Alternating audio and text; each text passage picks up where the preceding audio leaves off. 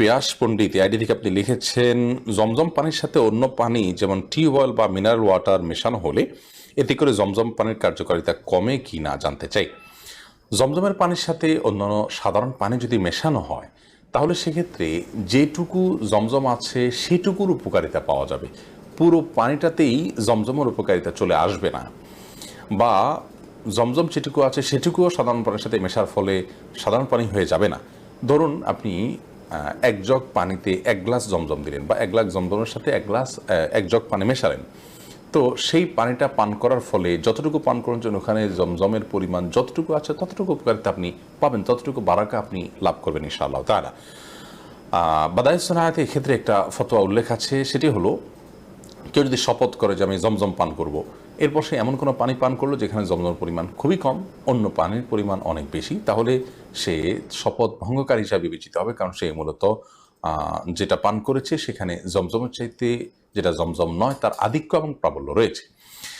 তো এটা হলো শপথের বিষয়, কিন্তু সাধারণ অর্থে মার্কাজুল ফতোয়া, কাতার ভিত্তিক ইসলামিক ফতোয়ার ওয়েবসাইটে মুফতিগণের ফতোয়া এরকমই যে জমজমের সাথে অন্য পানি যদি মেশানো হয় তাহলে সেক্ষেত্রে লাভের কিছুই হবে না। যেটুকু জমজম মিশবে, ধরুন আপনি 1 গ্লাস পানি পান করেছেন মেশানো পানি থেকে, সেখানে জমজমের পরিমাণ যদি 5% হয় তাহলে 5% পানির উপকারিতা, জমজমের উপকারিতা আপনি পান করলেন, মানে 5% পানি খেলে যতটুকু উপকারিতা হতো জমজমের ততটুকু আপনি ফজিলত আপনি লাভ করবেন, 1 গ্লাস এর ফজিলত পুরোপুরি লাভ করবে না। বিধায় আমরা বলতে পারি জমজমের সাথে জমজম নয় এমন পানি মেশানোর বিশেষ কোনো উপকারিতা নেই। তারপরও আমাদের সমাজে মানুষ এটা করে থাকে, এবং এটাকে এক্ষেত্রে একটা জায়গায় আপনার আপত্তির বিষয় আছে বেশ বড় করে, সেটা হলো আপনি কাউকে জমজমের পানি হাদিয়া দিলেন, বলেন জমজমের পানি, অথচ সেখানে জমজমের চাইতে জমজম নয় এমন পানির পরিমাণ বেশি আছে, বা অনেক পানি আপনি মিশিয়ে সেখানে দিলেন, তাহলে সেটা কিন্তু এক ধরনের প্রতারণা হয়, কারণ ভদ্রলোক সেটাকে পুরোপুরি জমজম জ্ঞান করে খাবে। এই জন্য এই জমজমের সাথে জমজম নয় এমন পানি মেশানোর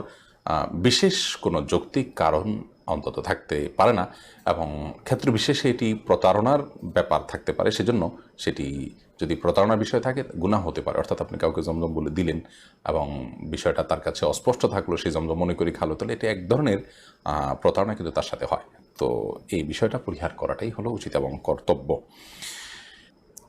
MDR পারভেজ আপনি লিখেছেন, কোরবানি পশুর মাংসের 3 ভাগের 2 ভাগ এতিম মিসকিন পাড়া প্রতিবেশী আত্মীয় স্বজনকে দেওয়ার পর বাকি এক অংশ অর্থাৎ আমার অংশের মাংসটুকু আমি না খেয়ে বিক্রি করলে কি কোনো সমস্যা আছে? ভাই পারভেজ, আপনি কোরবানির গোশত 3 ভাগের 1 ভাগ যেটা আপনার, সেটি আপনি বিক্রি করতে পারবেন না। এমনকি সেই 3 ভাগের 1 ভাগ তো নয়, সামান্য পরিমাণও আপনি বিক্রি করতে পারবেন না। কারণ হলো কোরবানির পশু এটি জবাই করেছেন আল্লাহকে সন্তুষ্ট করার উদ্দেশ্যে, এটা পরিপূর্ণভাবে আল্লাহর উদ্দেশ্যে নিবেদিত হয়ে গেছে। এরপর সেখান থেকে যদি আপনি কোনো কিছু বিক্রি করেন তাহলে তো এটা পরিপূর্ণভাবে আল্লাহর উদ্দেশ্যে নিবেদিত হলো না। তার মানে ওই অংশটুকু বাদে বাকিটুকু আপনি আল্লাহর জন্য নিবেদন করেছেন, আর ওই অংশটা বিক্রি করে বেনিফিটেড আপনি হচ্ছেন। হ্যাঁ, আপনি কোনো গরিবকে দান করেছেন, তারপরে সে বিক্রি করলে এটা তার ব্যাপার, কিন্তু কোরবানিদাতা তার পশুর কোনো অংশ বিক্রি করতে পারবে না, এবং বিক্রি করে তিনি সেটা ভোগ করতে পারবেন না, এটা তার জন্য জায়েজ হবে না, এবং এরকম করলে তার কোরবানি হবে না। নবী করিম সাল্লাল্লাহু আলাইহি সাল্লাম কোরবানির পশুর কোনো কিছু, গোশত হোক অন্য কিছু হোক, কসাইকে দিতে নিষেধ করেছেন পারিশ্রমিক হিসাবে।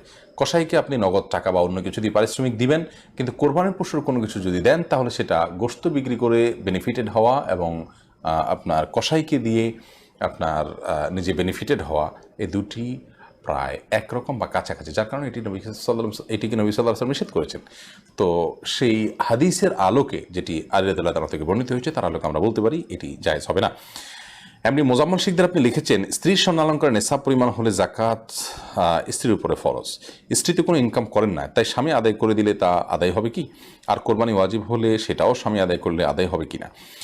দেখুন, আর্থিক ইবাদতের ক্ষেত্রে একজন অন্যজনেরটা করে দিতে পারেন, অর্থাৎ একজন অন্যজনের তরফ থেকে সেটি করে দেওয়ার সুযোগ রয়েছে। স্ত্রী তার উপরে জাকাত ফরজ হয়েছে, স্বামী যদি তারটা আদায় করেন আদায় হয়ে যাবে, কিন্তু স্ত্রীকে জানাতে হবে যে তোমার জাকাতটা আমি আদায় করে দিয়েছি, বা তোমার তরফ থেকে প্রতিনিধি হিসাবে আমি কাজটা করে দিচ্ছি, তাহলে সেক্ষেত্রে এটি আদায় হয়ে যাবে ইনশাআল্লাহু তাআলা। সাথী ফেরদাউস আপনি লিখেছেন, মহিলাদের যদি জাকাত দেয়া পরিমাণ স্বর্ণ থাকে তাহলে কি কোরবানি দিতে হবে? জাকাত ফরজ হয় যতটুকু সম্পদ থাকলে, ততটুকু সম্পদ থাকলে স্বর্ণ হোক, তারপরে কোরবানি বর্তায় হানাফি মাযহাব অনুযায়ী, তারপরে কোরবানি দেওয়া ওয়াজিব।